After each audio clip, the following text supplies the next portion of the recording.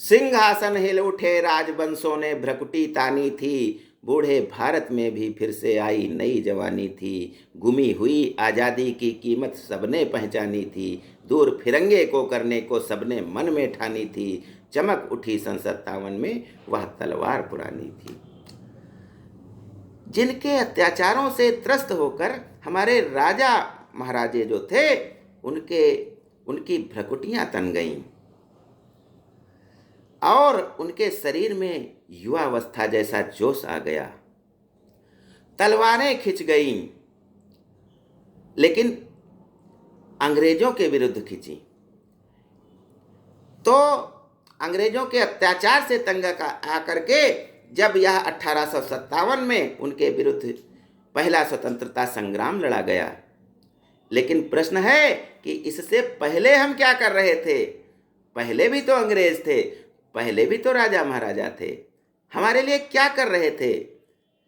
ज्ञान गंगा के इस 3 पत्ती कार्यक्रम में आपका स्वागत है। तो आइए जानते हैं कि 1857 से पहले हमारे देश के राजा क्या कर रहे थे। तो जब हम किसी काल विशेष देश काल वातावरण का जब हम अध्ययन करना चाहेंगे तो हम उस काल के साहित्य को देखेंगे। तो इस काल के साहित्य को रीतिकाल कहा गया है, जहाँ केवल नायिकाओं के नख सिख का वर्णन है और राजा लोग कवियों के द्वारा अपनी प्रशंसा कराते रहे हैं। उनमें कोई गुण नहीं है, फिर भी वो चाहते हैं कि कभी हमको इंद्र के समान योग्य घोषित कर दें। तो इस काल के साहित्य को रीतिकाल कहा गया है। उनके मन में न सोचने की क्षमता थी, न समझने की क्षमता थी।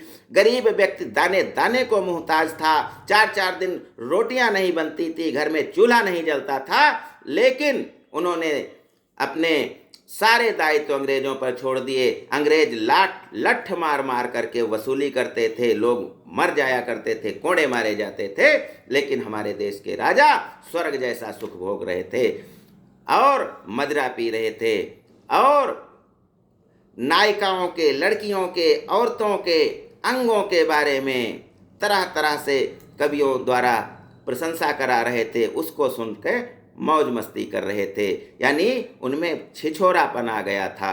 छिछोरा क्या होता है? टीन एज जो होती है, 13, 14, 16, 15, 16, 17, 18, 19, ये 13 साल से 19 साल की उम्र को टीन एज कहते हैं। हिंदी में जब हम कहेंगे इसको तो इन युवक कहेंगे या किशोर कहेंगे, किशोरावस्था। तो यह जो अवस्था होती है लड़कों लड़कियों के बिगड़ने की अवस्था होती है। उनके अंगों का विकास हो रहा होता है, उनमें नए नए जिन आ जाते हैं और जिसके कारण वे जिज्ञासु हो जाते हैं और एक दूसरे के प्रति आकर्षित होने लगते हैं।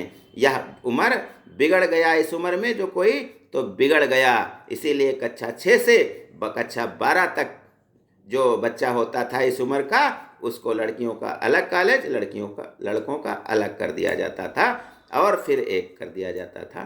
तो इस प्रकार से ये जो टीन एज होती है, इसको किशोर और किशोरावस्था कहते हैं। इस उम्र के लड़के को किशोर कहा जाता है। लेकिन जो हमारी बोलचाल की भाषा होती है वो पढ़े लिखों से अलग होती है, तो उसमें इनको छोरा कहा जाता है और छोरी, लड़की को छोरी कहा जाता है। तो अच्छा काम करे छोरा है, छोरी है, लेकिन अगर कुछ गलत काम करे, लड़के लड़कियों को देख करके सीटी मार रहे हैं, भद्दे भद्दे गाने गा रहे हैं, तो इसको क्या कहेंगे? छी छोरा, यानी गलत काम कर रहा है, जो समाज को अप्रिय है, समाज को मान्यता नहीं है, छेड़ रहा है किसी को, तो उसको छी छोरा कहते हैं। ऐसी ही लड़की को छी छोरी कहते हैं। तो ऐसी हरकतें करते थे।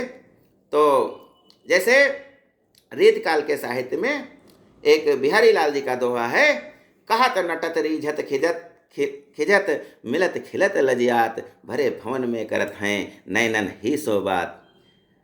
कथा हो रही है, धार्मिक कोई चर्चा चल रही है, उसमें लड़की बैठी है, लड़का उधर से आ गया तो लड़का आंखों से ही दोनों बात कर रहे हैं। कहत कहत नटत लड़की मना कर देती है। रीझत, इस अदा पर लड़का रीझ जाता है। रीझत, खिलत, मिलत, आंखें फिर मिल जाती हैं। खिलत, चेहरे प्रसन्न हो जाते हैं। और लज्जियात, फिर लज्जा आ जाती है। भरे भवन में करत हैं नैनन ही सो बात, ऐसे भरे हुए भवन में आंखों ही आंखों में बात हो रही है। तो ये है रीतिकाल, जहाँ नायिकाओं का नख सिख वर्णन हमारे राजा लोग सुनते थे और प्रसन्न होते थे, अपनी प्रशंसा कराते थे। और एक विधा थी समस्या पूर्ति। समस्या एक लाइन कवि के सामने रखते थे और कहते थे कि इस पर तुम पूरी पूरी कविता बनाओ। यह चल रहा था। सब ऐसो आराम में डूबे थे और उनमें मानसिक कोई समझ ही नहीं थी। जब चाहते थे किसी भी कवि को वे मृत्यु की सजा दे देते थे। हिंदी साहित्य को खड़ी बोली का पहला ग्रंथ देने वाले कवि गंग चंद छंद वर्णन की महिमा, जिन्होंने लिखा है, खड़ी बोली में पहला ग्रंथ लिखा है जिसको हिंदी साहित्य में बहुत ऊंचा स्थान प्राप्त हुआ है, ऐसे महान कवि को नूरजहां ने हाथी के पैर के नीचे कुचलवा दिया था। देखिए, वो प्रशंसा कर रहे हैं, जिंदगी भर तुम्हारे प्रशंसा करते रहें, तुम्हारा मनोरंजन करते रहे हैं, और किसी बात से नाराज होके आपने उसको हाथी के पैर से कुचलवा दिया। इतना अपमान, इतनी निर्बुद्धि। तो आइए महाकवि गंग का हम एक सवैया पढ़ते हैं तो और उसका आनंद लेते हैं कि कितने महान कवि थे। शिव जी और गौरी माता की प्रशंसा और के लिए उन्होंने उपहास रूप में ये सवैया लिखा है।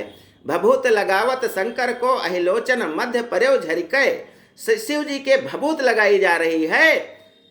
भभूत लगावत शंकर को अहिलोचन मध्य पर्यो झरिकै। और कुछ जो है भभूत वहाँ से गिर जाती है तो अहिलोचन यानी सर्प के आँख में पड़ जाती है। अहि माने सर्प और लोचन आँख में पड़ गई भभूत। सांप फुफकार उठा। अहि की फुफकार लगी शशि को। सांप जब फुफकार उठा तो भगवान शंकर के मस्तक पर चंद्रमा भी है, तो चंद्रमा डर गया। और चंद्रमा चूंकि संपूर्ण औषधियों का स्वामी है तो उससे डर के कांपने लगा, तो उससे कुछ अमृत की बूंदें गिरी। अहि की फुफकार लगी शशि को, तब अमृत बूंद गिरी झरिके। फिर क्या हुआ? अमृत बूंद जब नीचे गिर गई चंद्रमा की सांप के डर से, ते ठौर रहे मृगर राज तुचा धर। उस शंकर जी के नीचे क्या है? जो है सिंह की खाल है, तो उस पर वो अमृत की बूंद पड़ी जाकर गरजत भे वे चले उठ गए। गरजत भे वे चले उठ गए। और शेर अमृत की बूंद पड़ते ही जीवित हो गया और उठ करके गर्जना करते हुए चलने लगा। फिर क्या हुआ? सुरभि सुतवाहन भाग चलो। सुरभि माने कामधेनु गाय जो है उसका पुत्र अर्थात भगवान शंकर का नादिया भाग चलो। सिंह को देखते ही गर्जना करते ही भाग पड़ा शंकर जी का नादिया। तब गौरी हंसी मुख आंचल दे।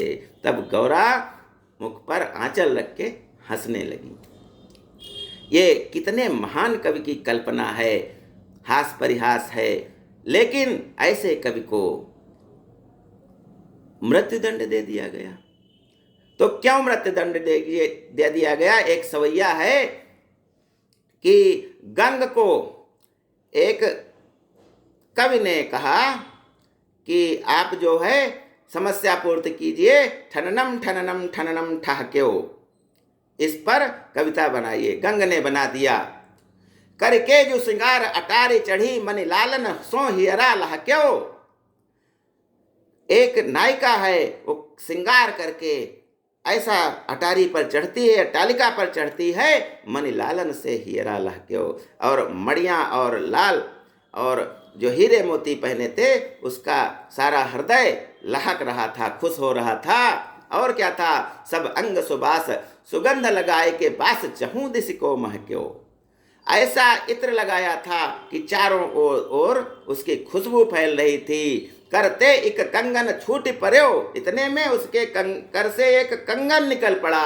फिर क्या हुआ, सीढ़िया सीढ़िया सीढ़िया बहक्यो, सीढ़ियों पर वो बहकता हुआ नीचे आने लगा। कैसे आने लगा, कभी गंग कहाँ एक शब्द भयो, ठननम ठननम ठननम ठहक्यो। कभी गंग कहते हैं ऐसे शब्द हुआ, ठननम ठननम ठननम, जब कंगन गिरा। नूरजहां भी दरबार में थीं। इसको देख करके वो भी ऐसे ही सुगंध लगाती थीं, तो वो नाराज हो गईं। वो कहने लगी कि शायद गंग ने हमारे ऊपर व्यंग कहा है, और उन्होंने आदेश दे दिया कि इसको हाथी के पैर से कुचलवा दिया जाए। फिर क्या हुआ, हाथी जब कुचलवाने की बात आई, तब भी एक सवैया, देखिए गणेश के रूप में उसको कवि वर्णन कर रहे हैं। सब देवन को दरबार जुड़ो, तब पिंगल छंद बनाए के गायो। सभी देवताओं का दरबार लगा है, वहां किसी ने पिंगल छंद सुना दिया है। काहू से अर्थ कहो न गयो, तब नारद ने ये प्रसंग सुनायो। जब किसका अर्थ नहीं मालूम पड़ा, कोई अर्थ नहीं बता सका, तो नारद जी ने यह प्रसंग सुनाया। मृत लोक में है कवि गंग गुनी, कवि गंग का नाम सभा में गायो। चाह भई परमेश्वर को, तब गंग को लेन गणेश पठायो। गंग को लेन गणेश पठायो, तब कवि गंग को लेने के लिए हाथी को गणेश जी के रूप में हाथी आया है। तो इस प्रकार से हम देखते हैं कि तब के राजा बहुत विलासी थे और उनमें कोई समझ नहीं थी और जनता लुटती रहती थी। ऐसे थे 1857 में यह परिवर्तन हुआ। हम उसी के क्रम में आज आज़ाद हैं। धन्यवाद। जय हिंद, जय भारत।